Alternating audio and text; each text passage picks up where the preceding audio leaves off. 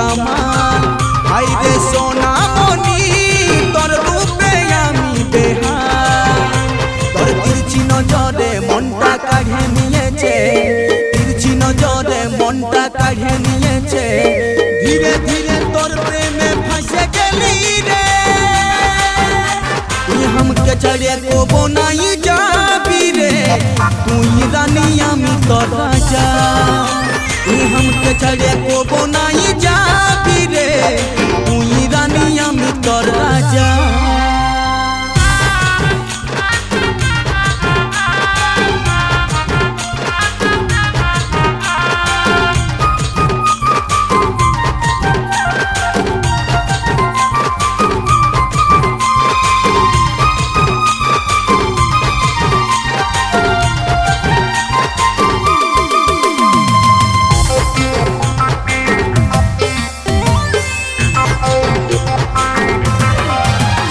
मिली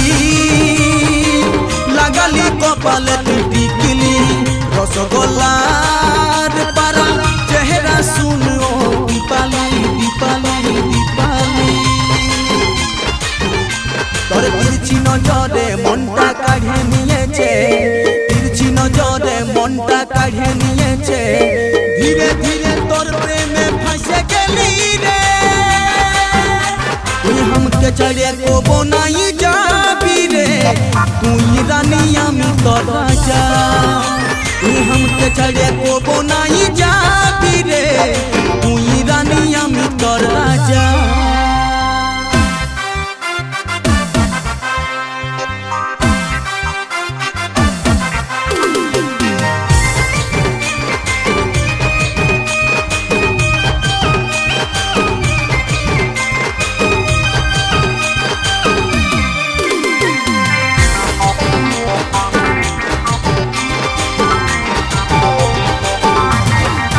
दिलवाली दिलटा तू ही चुराई ली फिर बोले बनाबो तो के घर वाली वाली वाली दिलवाली दिलटा तू ही चुराई ली फिर बोले बनाबो तो के घर वाली वाली वाली তোর তিরছি নজরে মনটা কাঢ়ে নিয়েছে তিরছি নজরে মনটা কাঢ়ে নিয়েছে ধীরে ধীরে তোর প্রেমে ফাঁসে গেলি রে তুই हमके छड़े को নাই যাবি রে তুই রানী আমি তোর রাজা তুই हमके छड़े को নাই যাবি রে